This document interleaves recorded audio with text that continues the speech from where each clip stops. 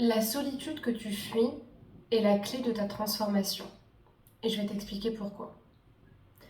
Bonjour à toutes mesdames, j'espère que vous allez bien. Je suis très heureuse de vous retrouver aujourd'hui dans cet épisode, puisque aujourd'hui je vais vous parler justement de la solitude, de ce qui fait qu'on fuit justement le fait d'être seul, qu'on fuit le vide, qu'on va parfois chercher à aller dans des relations pour ne pas être seul, pour se sécuriser, et ce de manière consciente ou inconsciente. Et puis de manière générale, de cette solitude dans laquelle on pense qu'il n'y a rien à en trouver, dans laquelle on pense qu'il n'y a que de la noirceur. Il y a beaucoup plus que ça. Il y a même la clé qui va transformer vos relations. Si vous ne me connaissez pas, je me présente, je m'appelle Chloé Mercart et je suis coach, hypnologue et praticienne en thérapie brève. Depuis 2020, j'accompagne les femmes à s'aimer pour qu'elles puissent être aimées à leur juste valeur. Si vous n'êtes pas encore abonné à la chaîne YouTube ou au podcast sur Spotify, je vous invite à faire justement ce que vous n'avez pas fait, c'est-à-dire vous abonner à la chaîne et à bien penser à activer la cloche de notification pour ne rien manquer. Sachez également que j'ai créé pour vous une formation offerte qui vous aide à comprendre comment sortir des schémas de dépendance en amour. Et pour accéder à la formation, je vous invite à aller dans la description de l'épisode, à y accéder, à vous inscrire pour pouvoir la recevoir. Vous savez que la solitude et la peur d'être seule, j'en parle énormément dans mes vidéos. Parce que j'accompagne les personnes qui sont en dépendance émotionnelle, mais aussi parce que c'est ce que je vois le plus en cabinet. C'est ce que je vois quand une femme vient me voir et qu'elle hésite à partir de sa relation avec le partenaire qu'elle n'aime plus ou avec qui elle n'est plus heureuse parce qu'elle a peur d'être seule. C'est ce que je vois chez la femme qui s'accroche très vite à des hommes qui ne lui donnent aucun intérêt et qui ne lui correspondent pas du tout parce qu'elle a peur d'être seule et qu'elle préfère s'investir émotionnellement auprès de quelqu'un plutôt que d'être seule avec elle-même. C'est ce que je vois auprès de la femme qui est seule depuis plusieurs mois ou plusieurs années et qui vit très mal son célibat parce qu'elle ne fait que chercher à être avec quelqu'un. Et c'est ce que je vois derrière la personne qui n'ose pas poser ses limites dans sa relation, qui n'ose pas communiquer, qui n'ose pas dire ce qu'elle veut, parce qu'elle a peur qu'on se lasse d'elle et qu'elle a peur qu'on la laisse. Ou encore chez celle qui rencontre des hommes, mais qui n'ose pas demander quelles sont leurs intentions, qui n'ose pas dire ce qu'elle veut elle, parce qu'elle a peur, encore une fois, d'être laissée sur le bas-côté. Les femmes et les hommes ont peur d'être seuls. C'est une peur archaïque, c'est une peur de base qu'on retrouve depuis que les hommes font partie d'une société, depuis que le monde fonctionne sous forme de société. On a besoin d'attachement, on a besoin de liens, c'est ce qui nous rassure. Quand on est dans une situation de stress, on cherche les alliés les plus proches, parce que être en groupe, ça nous rassure. Et c'est normal, parce que quand on habite dans un village où il n'y a personne et qu'il y a peut-être des animaux sauvages, ou quand on habitait à une certaine période de l'histoire, on avait besoin d'être en groupe pour survivre. C'est une peur archaïque qui est restée. Mais aujourd'hui, cette peur-là, elle n'a plus raison d'être. Elle n'est plus vraie.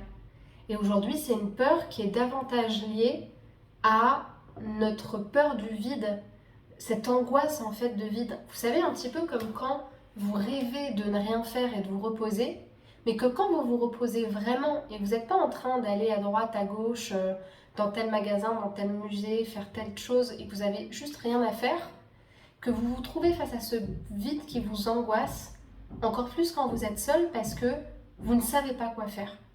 Et bien cette peur de la solitude, c'est la même qu'on retrouve dans les relations issues de dépendance émotionnelle, dans les relations dans lesquelles on n'arrive pas à en partir parce que justement on a peur d'être seul.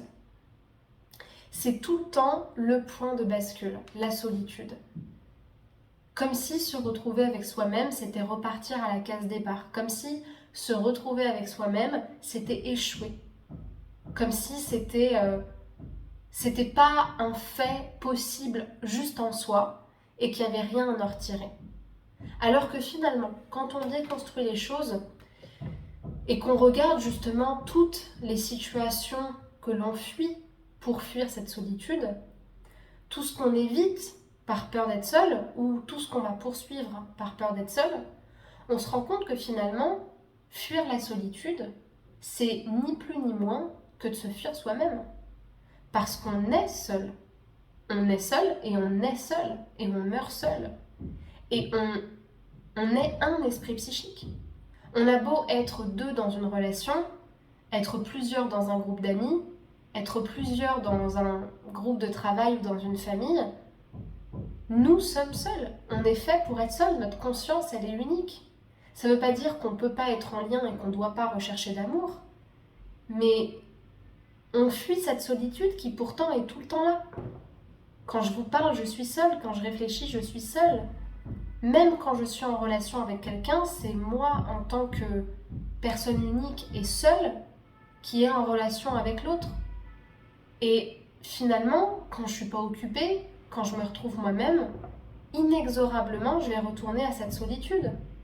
Je vais y retourner quand je vais marcher dans la forêt, quand je vais conduire toute seule, quand je vais manger seule, quand je vais préparer seule mon repas, quand mon partenaire va partir en voyage, quand je vais partir en déplacement. Je vais me retrouver seule en fait la plupart du temps avec moi-même, avec mes pensées. Et en fait, nous, on passe en tant qu'humains parfois une grande partie de notre vie à fuir ça, à fuir tous ces moments-là, en fuyant, en regardant la télé, en regardant TikTok, en regardant des choses qui vont prendre notre attention et qui vont nous faire croire qu'on n'est pas seul. Pourtant, on l'est. Et c'est pas négatif d'être seul, c'est se retrouver avec soi-même.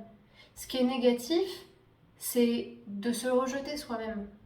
C'est de ne pas valoriser ce qu'on est et c'est de croire qu'il n'y a rien de riche à être avec soi. C'est ça qui est négatif, c'est ça qui crée le vide. Mais quand on se remplit de nous-mêmes, on découvre qu'on peut être en paix, on découvre qu'on peut se suffire à soi-même. C'est ce que nous apprend la solitude, qu'on peut se suffire à soi-même et qu'on doit se suffire à nous-mêmes. Ça nous montre la sécurité la plus basique et la plus essentielle qui soit. Qu'est-ce qu'il y a plus d'essentiel et de fondamental que de savoir qu'on peut se suffire à nous-mêmes en étant seul? Qu'on peut s'apporter de l'amour, qu'on peut s'apporter du réconfort, qu'on peut s'apporter du plaisir aussi, qu'on peut s'apporter une présence, une réflexion. On n'aura pas l'échange qu'on a avec quelqu'un, mais on peut se suffire à nous-mêmes. Et c'est ce que la solitude nous apprend. Quand on a peur de partir en voyage et qu'on a peur de ne pas s'en sortir, mais qu'on est seul, qu'est-ce qu'on fait? On se débrouille en fait. Et on apprend. Et au fur et à mesure du temps, on se rend compte que rien n'est impossible, même quand on est seul. Et ça, les personnes qui souffrent de dépendance affective, elles ont besoin de l'apprendre. Elles ont besoin d'apprendre à passer des temps seules, à relever des défis d'autonomie, pour se rendre compte qu'elles pensent que c'est plus simple avec l'autre, et d'une certaine manière c'est plus simple parce que c'est plus confortable, c'est moins stressant, c'est vrai. Mais en fait, la chose la plus stressante, c'est de faire face à l'inconnu, c'est d'apprendre les premières fois où on est seul, c'est de se retrouver dans des situations de stress, mais quand on est en stress, on n'est pas dans la peur, on est juste dans le stress. Et à ce moment-là, on trouve des manières d'y répondre et on y répond toujours.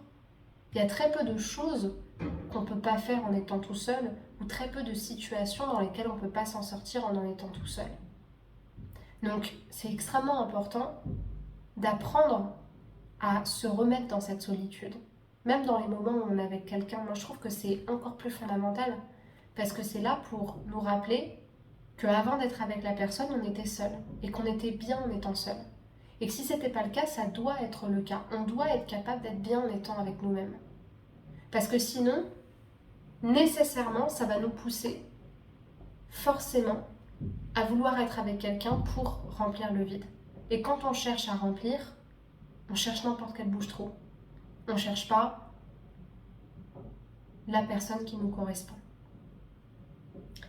Autre chose aussi qui me paraît fondamentale et auquel on ne réfléchit pas toujours quand on fuit la peur de la solitude, c'est qu'on pense que dans la solitude, il n'y a que du manque, il n'y a que du vide, parce que c'est ce qu'on voit de prime abord.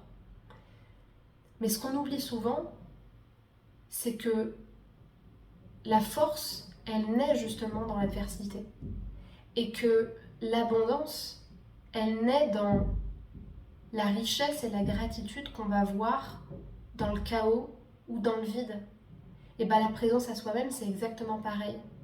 Notre présence à nous-mêmes, elle naît dans notre solitude. C'est parce qu'on va faire l'expérience du vide et du manque qu'on va remplir quelque chose par nous-mêmes. On ne pourrait pas expérimenter ce que c'est que d'être présent à soi-même ou ce que c'est de se sentir sécurisé et rempli si on est tout le temps entouré de plein de gens, qu'on est tout le temps diverti et qu'on n'est jamais face au manque. On n'aurait pas besoin de se remplir soi-même. On n'aurait même pas besoin de nous regarder dans la glace ou de savoir qu'on est. Donc, la présence à soi, elle naît dans la solitude. Et quand on apprend à se remplir de soi-même, on découvre que derrière cette solitude, il y a au contraire une compagnie. On se tient compagnie à nous-mêmes. Et donc c'est dans ce qui nous paraissait être le chaos que peut naître une paix et que peut naître une vraie sécurité intérieure. Et pourquoi est-ce que la solitude c'est votre pouvoir ? Parce que la solitude qui va être choisie, la solitude qui va devenir un choix conscient quand les relations ne nous conviennent pas, quand elles ne nous honorent pas, c'est ce qui va vous donner le luxe de choisir comment vous voulez être aimé et comment vous voulez être traité. C'est ce qui va vous permettre de dire « j'ai un choix, je ne suis pas une victime qui subit la solitude. Je peux choisir de rester ou de partir d'une relation. » Et comme avant, le fait d'être seul, c'était quelque chose que vous fuyiez, et qu'aujourd'hui vous allez apprendre à y faire face, que vous allez apprendre que ce n'est pas une fin en soi et qu'en fait ce que vous pensiez être le fond de la piscine, finalement ça peut être quelque chose de confortable et de plaisant. Là où ça va transformer quelque chose, c'est que dans vos relations, vous ne chercherez plus à remplir ou à fuir. Et c'est ça qui va changer. Parce que vous n'aurez rien d'autre à fuir. Vous ne serez plus en train de vous fuir vous-même, puisque vous êtes déjà connecté avec vous-même. Vous êtes déjà profondément en compagnie de vous-même. Ce qui fait que vous n'êtes jamais dans le vide et vous n'êtes jamais seul. Et donc dans vos relations, ça va changer vos perceptions, vos attentes, vos évaluations et les décisions que vous prenez par rapport aux personnes que vous rencontrez. Car vous êtes bien avec vous-même, vous ne manquez de rien. Et donc vous savez que vous êtes suffisant, que vous méritez une personne qui vous honore et qui vous tient une belle compagnie, aussi belle que celle que vous vous apportez. Voilà le message que je voulais vous transmettre dans l'épisode d'aujourd'hui. Un épisode un petit peu plus court que ceux que je peux faire d'habitude, mais j'espère vraiment que ça vous aura plu. Si c'est le cas, j'aimerais que vous puissiez me dire quel est votre rapport à la solitude aujourd'hui. Est-ce que c'est une solitude choisie ? Est-ce que c'est une solitude choisie parce que vous en aviez besoin ou est-ce que c'est une solitude imposée ? Soit parce que vous avez été quitté et que vous n'arrivez pas à retrouver quelqu'un, mais aussi imposée parce que je pense que quand on a comme unique choix d'être seul, un petit peu comme les personnes qui disent non mais moi je préfère rester seule parce que les mecs ils sont pas sérieux et c'est tous des gros cons entre guillemets et de toute façon les relations c'est pas pour moi. Je pense pas que ce soit un choix. Je pense aussi que ce soit une forme de soumission à ce qu'on pense être un choix unique alors qu'en fait on n'a pas beaucoup de possibilités. La vraie indépendance émotionnelle, c'est de savoir choisir si on a envie d'être avec quelqu'un ou pas, en fonction de nos besoins, et pas en fonction de croyances limitantes qui nous empêchent de vivre une belle relation. Donc dites-moi en commentaire votre rapport à la solitude aujourd'hui. Si l'épisode vous a plu, je vous invite s'il vous plaît à mettre un pouce vers le haut sur la chaîne YouTube et 5 étoiles sur Spotify pour augmenter la visibilité du podcast et de la chaîne YouTube. Et si vous avez envie d'entamer un travail intérieur avec moi, à apprendre justement à aimer vos temps seuls, à vous remplir de vous-même, à vous tenir compagnie et à pouvoir justement vous choisir et vous honorer, je vous invite justement à réserver un premier appel avec moi. Dans mon accompagnement Métamorphose, qui est un accompagnement individuel, je travaille sur 6 à 7 mois avec les personnes et avec différents outils tels que l'hypnose, la programmation neurolinguistique, le coaching ou encore les constellations familiales. et notamment une pratique énergétique. Donc on va faire un premier bilan par téléphone. Vous allez cliquer sur le premier lien dans la description de l'épisode, choisir le créneau sur lequel vous voulez être appelé, remplir les questions du formulaire et ensuite je vous expliquerai comment est-ce que je travaille et on pourra caler une première séance si vous en avez envie. Il reste également quelques exemplaires du livre S'aimer plus, qui est la méthode qui vous aide à vous aimer, à sortir de la dépendance affective et à attirer à vous une relation amoureuse saine. Et vous pouvez justement le commander en cliquant sur le lien dans la description. Et dans la description, vous allez aussi trouver le lien vers mes groupes WhatsApp de Constellation Familiale à Paris et de Yatra Kundalini Activation à distance et à Paris également. Je vous remercie pour votre attention, je vous dis à très bientôt et surtout aimez-vous plus et prenez soin de vous. Au revoir.